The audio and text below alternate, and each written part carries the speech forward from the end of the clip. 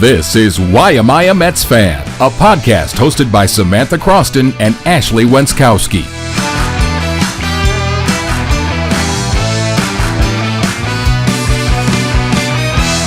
What's up, everybody? Welcome into another episode of the Why Am I a Mets Fan podcast. That's Ashley Wenskoski. I'm Samantha Croston, and we are sports reporters in Syracuse with a baseball podcast. We are inching closer and closer to opening day. Things are getting exciting. Be sure to like, comment, and subscribe on all of our episodes. Road to 10,000 is nearing. We're close.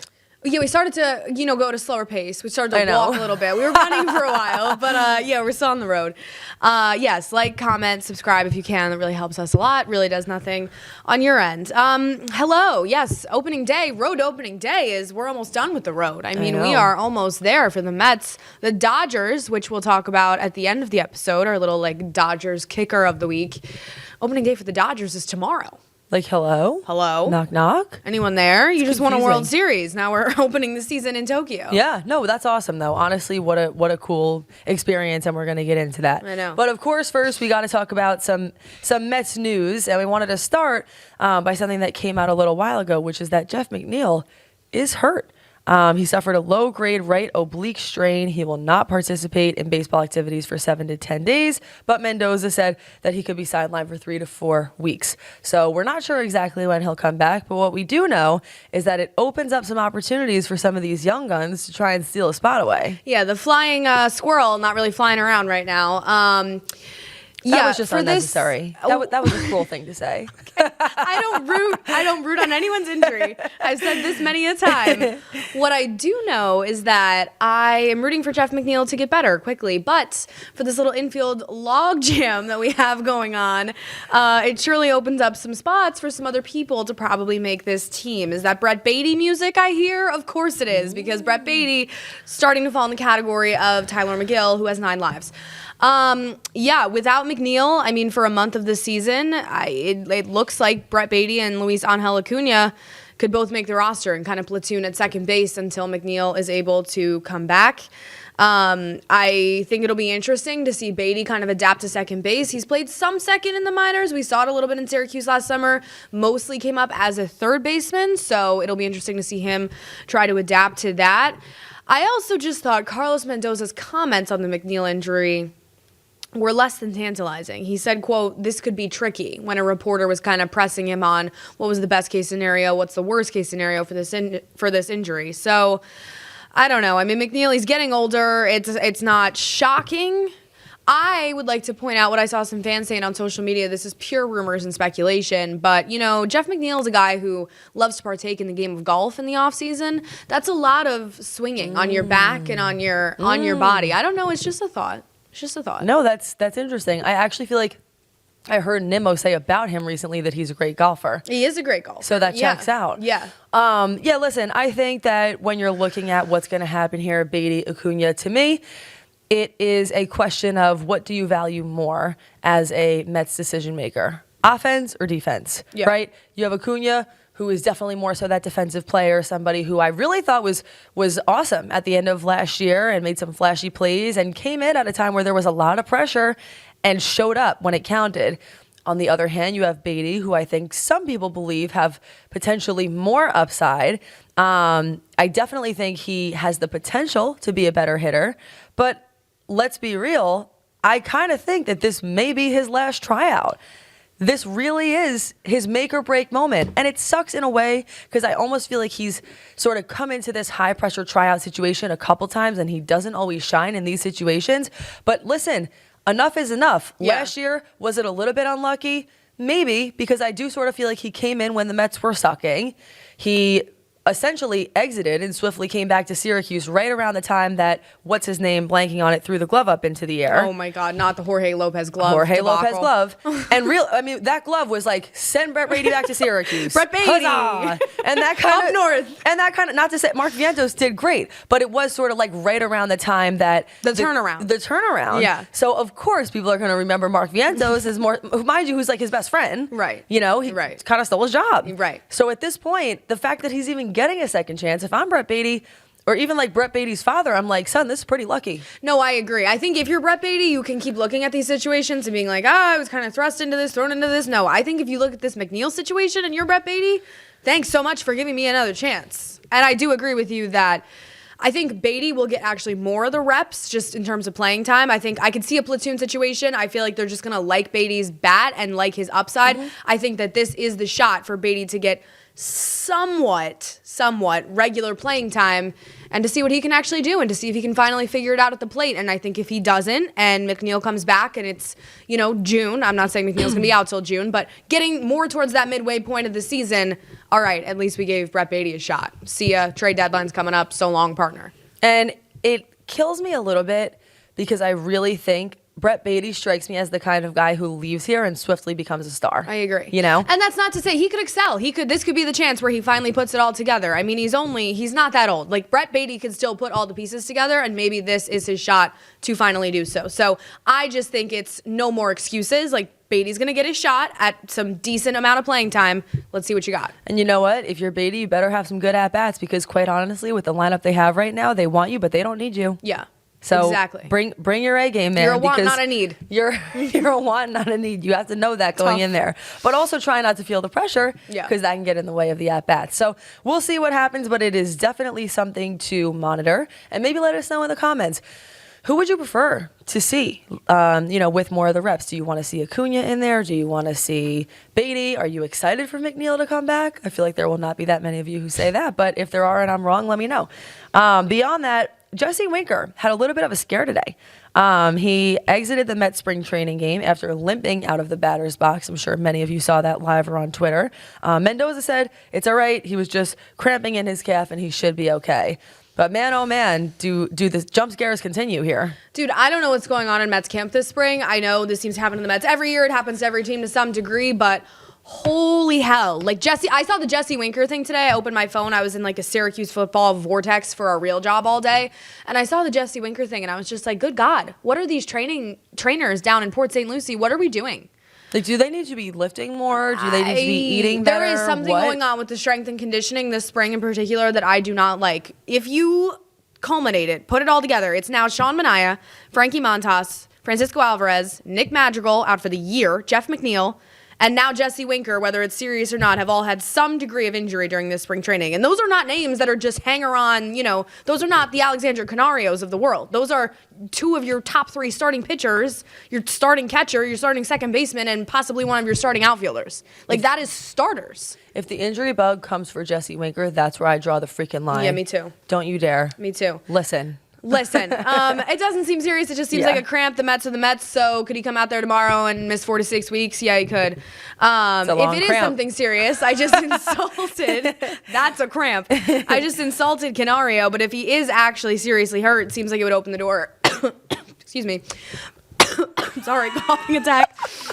For Canario to make the team. Canario actually homered today. So guys, she's been in since 11. Guys, it's been a long day. All right, this is when we post this at 11 o'clock, just know that's hour 12 for me. All right, guys. Sorry about my appearance. I had a live shot. The wind was blowing. I don't know. Wait, today was the kind of day where her real job got in the way of her side hustle. It really no doubt did. About it. It really did. This is our side Tell hustle. them where you were. And all day I was at pro day for Syracuse football. Kyle McCord and company out there for NFL scouts. Very cool, very big event, almost like every NFL team present today. But today was one of those days where, because a lot of times on Mondays I have much of the day to like prepare for this and edit this podcast and whatnot. Today was one of the days that the real job got in the way. It was just the whole day I was like, this is all great, but like, what about the Mets podcast? Like, what are we doing? She was really nervous. She wanted the side hustle in the back of my mind. Yeah, how to make sure we come back and do this because we love doing this with you guys. Anyway, in some positive news, Sean Manaea received a clean MRI results.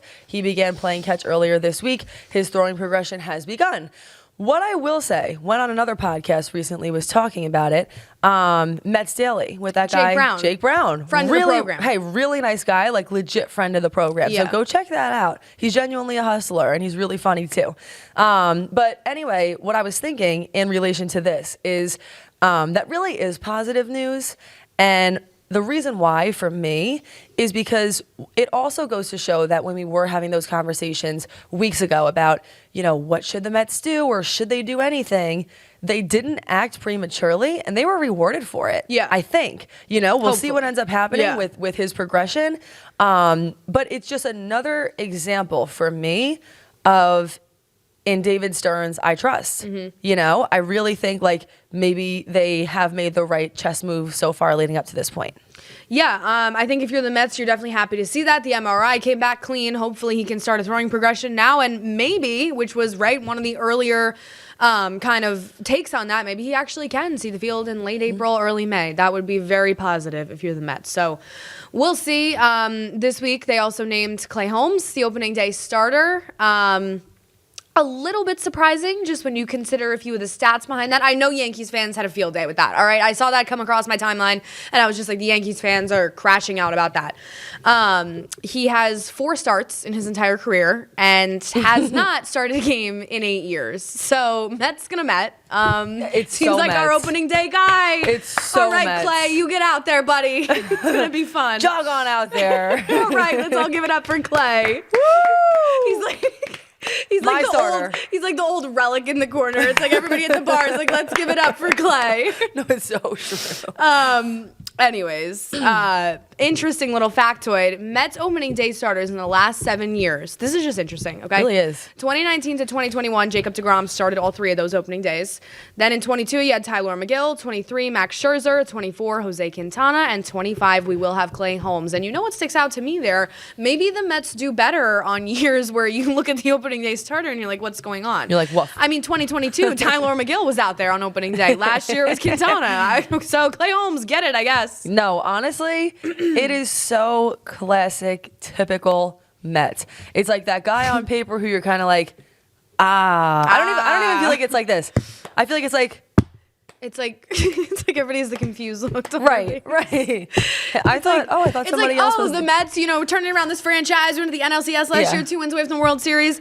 Our opening day starter hasn't started a game in 8 years. But anyway, Take that. David Stearns masterclass. No, and who knows, right? Listen, that's also something that I do like about David Stearns, about the decision makers for the Mets. They make decisions based on what they see. Yeah. They make decisions based on perhaps some recency bias, but also just what they saw in spring training. And honestly, dare I say, I do think he earned it. Yeah. This is the reality of the situation based on who was available. I would actually go out on a limb and say I like it. I like it. I read the Anthony DiComo article about this. He seems like a really nice guy who has, not that nice is what we should be looking at when we're talking about opening day starters. But he's a great guy. He's nice. End of the day, he's nice. Put him on the map. End of the day. No, but honestly, I feel like he's somebody who worked really hard, obviously had a different role with the Yankees. But let's not act like there aren't people who have gone from being bullpen pitchers or whatever to becoming a starting pitcher. It can happen, and perhaps it will happen with Clay Holmes now. Yeah, what I will say is, boy, the overreactions are going to be fun if Clay Holmes goes out there and gets shelled on opening day. God help us all. That's going to be a dumpster fire. But then keep that same energy. If you're a Yankees fan and he does a good job, keep that same energy. I don't want to hear you being silent then. My Yankee hate of the week. This is going to become a new segment of my tidbit of Yankee hatred. There's a full, essentially, rotation of former Yankees starters that have already been named the opening day starters for their new club. Among them, Clay Holmes, which obviously he was their closer last year. Michael King, Sonny Gray, Luis Severino. The Yankees could surely use one of those guys right about now. When you break up with your ex and then you actually do better. Yeah. Sucks to be the Yankees. Yeah. So that's we'll see. We'll see what Clay Holmes does on opening day. Should be fun right around the corner. We'll see what happens. But the Mets rotation behind him, still some question marks. Yeah, I'll say. So we have locks to start the season, right? Holmes, Kodai Senga, David Peterson. And again, in David Peterson, I trust, and I'm happy about that. I'm gonna let you lead. That's a nice little all right. sentence. So the back end Go of on this ahead. Mets rotation without Frankie Montas and Sean Manaea leaves the right-handed dream team of Tyler McGill, Paul Blackburn, and Griffin Canning fighting for the 2 remaining spots, obviously at least until Montas and Manaea return. Carlos Mendoza said that the Mets are considering carrying all 3 to start the season and keeping 1 in the bullpen. I'm going to go out on a limb right now and say I think it's pretty clear on March 17th. I feel like it's going to be McGill and Canning in the rotation, and I think think Blackburn's going to take more of that bullpen, long relief, maybe 6-man spot start role. This is something that some of the beat guys down in Port St. Lucie have kind of alluded to, and I think it's pretty obvious, right? Tyler has been the veteran. He's been in this organization for God knows how long, too long. He has a 3.86 ERA this spring. On Sunday, he had the most Tyler McGill start of all time, gave up 4 runs, but also struck out 6, hit 97 through 74 pitches. That's about what you're going to get from Tyler McGill. He's going to give up 4 runs, but then, he struck out 6. It was nice. Right.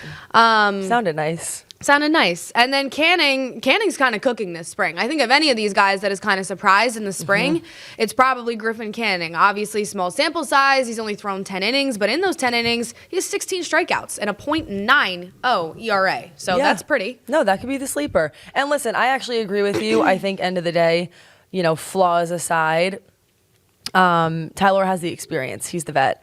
And I completely understand where your hatred comes from, but I'm not going to hit on him until I have a reason to this year. I'm almost clean slate starting over with him, just for the sheer fact that with some of the injuries and things that have happened, I am actually happy that we have him. Yeah, sure. He's not great, but he's a body, He's got a pulse. You know what I mean? With these last two for 3 spots in the Mets rotation between Canning, Tyler, and Blackburn. It's kind of like they're trotting out they have a pulse. Yep. No, I get it. Scrape in the bottom of that barrel. Scrape. Scrape.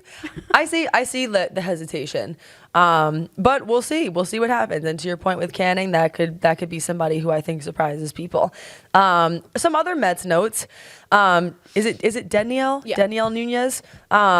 He made his Grapefruit League debut today. Was it today? Yeah. And looked, pretty much like himself. Again, this is somebody who I would describe last year as solid. Yeah, he hit 98.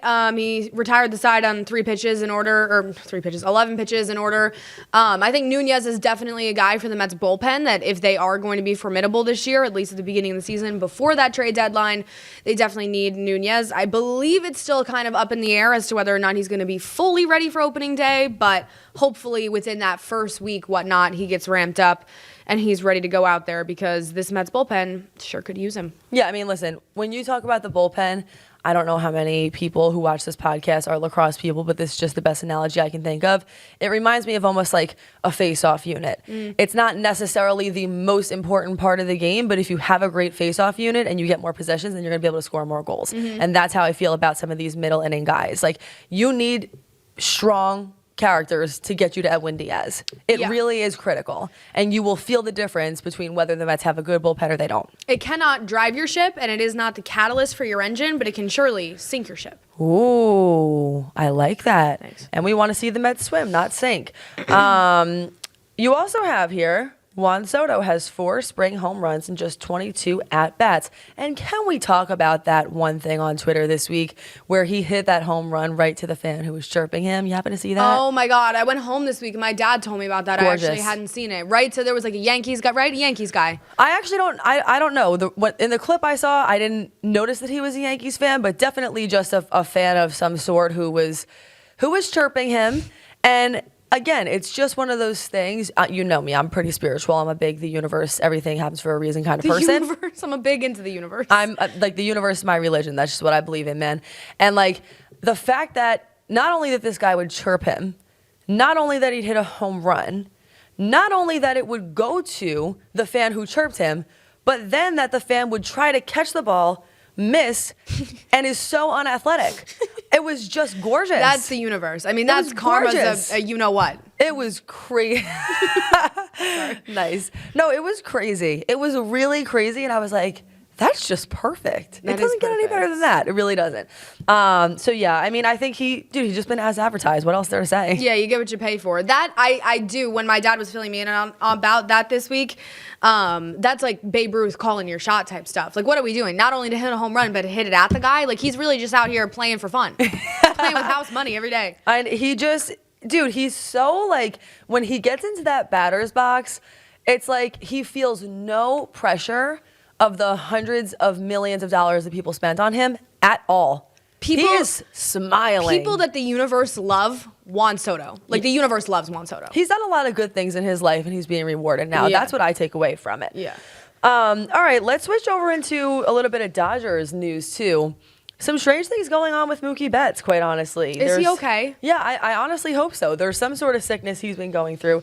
It caused him reportedly to lose around 15 pounds. And mind you, it's like not a big dude. He's like 180 probably on a good day. 165 now. That's like almost 10% of his body weight. For anyone to just drop 15 pounds out of the blue, alarming for sure. And I get it, being sick, this and that, heavy day, light day.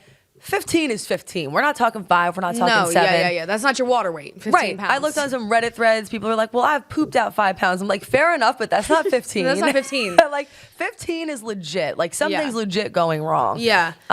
So he is set to miss LA's opening series in Tokyo as a result of that. Genuinely hope he's all right. Yeah, hope he's all right. Hope they figure it out. I genuinely don't know if 15 pounds is something you can lose from just like, the norovirus out here. Like, we just have a stomach bug and it was pretty bad. Or if that's something deeper, like I don't even know. I don't even want to speculate because I don't even know what that could be. I wish we had like a medical professional that we could just turn to in these trying times. But 15 pounds legit seems like a big deal. They did say he's expected to be ready in time for the Dodgers domestic opener on March 27th. So I guess that has to be a good sign, because if it was something more serious, I don't think they would really say that. March 27th, still only in 10 days. Yep. So also, how cool is it that the Dodgers get to have a, quote, domestic opener? So let's get into it. The Dodgers open the year against the Cubs tomorrow, Tuesday, the 18th, in Tokyo, That's Japan. why you were saying domestic like that. Yeah. I understand now. Oh, domestic. Yeah. I understand. In Tokyo, they open the year against the Cubs Tuesday and Wednesday at the Tokyo Dome. It's a climate-controlled indoor venue. And, of course, we were talking about it all offseason long. It really just continues to showcase the wonderful relations that the Dodgers have over there in Japan. And they'll have a lot of their Japanese players out there in Tokyo. I just have to say, conceptually, that is a really cool thing. I agree. Like, that is a really cool idea. Just the thought that they'll be able to do that in front of so many fans who can watch some of their favorite players if they are Dodgers fans, or even just be exposed to baseball. Like, that's just a cool idea, and I'm all for it. Yeah, I think we've even seen on a really limited scale with this podcast, when we were talking about the Dodgers and the NLCS and then the World Series, we've had some people from Japan writing in and saying, I started watching you guys because you were talking about SHO-TIME, because you were talking about the Dodgers. So the Dodgers' reach over to Japan really is amazing. Yoshinobu. And by the way, we see you guys. We've even seen some comments in Japanese, which I think is really cool. Like, it's cool to know that people are tuning in from so many different places. So cool, and thank you so much for watching. But Yoshinobu Yamamoto and Shoto Minaga, I think I got that right, will take center stage on Tuesday, becoming the first pair of Japanese starting pitchers to face off against each other on opening day. And of course, the Dodgers will also bring Ohtani, Roki Sasaki, and the like. I believe they have 5 Japanese players in total over to the Pacific. So the Dodgers kicking off this season at 2:10 in the morning today, 5:10 a.m. Pacific time. I mean, that is just it's airing in real time on Fox. So if you're a Dodgers fan, I guess happy 3 a.m. Yeah, that's tough. That's unfortunate, the timing, but makes sense. And honestly, like you said, the fact that history is being made too, I feel like it's just the cherry on top. It's awesome. It's very fitting. I feel like I've been hit by a truck. Like, I saw that today, and obviously we are not primarily Dodgers fans, but I knew the Tokyo Series was coming up, and I was like, whoa, it's tomorrow. We were literally just sitting at this table talking about the World Series. Dodgers open this season tomorrow. Can you believe that? No. It's like opening day is truly inching closer and closer. I don't know what I'm going to do once baseball starts. I almost feel underprepared for the feeling of that. Stop having a life again? Just watch the Mets every night? No, literally. Like, just, the warmth, the weather, it's all coming back around, you guys. You guys don't understand. It's still so cold here. And we keep teasing this, but we are truly hoping to be there. Don't want to promise it until we know it's for sure. But the Mets home opener on April 4th? I know. We may as well say that, especially because it's the end of the episode, so I'm not even sure how many people are listening at this point. We lost y'all. I know. But yeah, we are genuinely in the process of trying to get credentials, make it down there, potentially do a meet and greet. Things are looking good. We do not want to overpromise and underdeliver. That is why we have not. We don't make promises we can't keep. No. But just know that it's in the works, and as just 2 girls in local news with a dream, we are trying our best with limited resources to make it down there and do what we can. Indeed, we are. So keep watching and listening, and hopefully we have great solidified news for you sometime soon, especially if you're in the New York City area. Thanks so much for joining us. We will see you back here when the next big thing happens.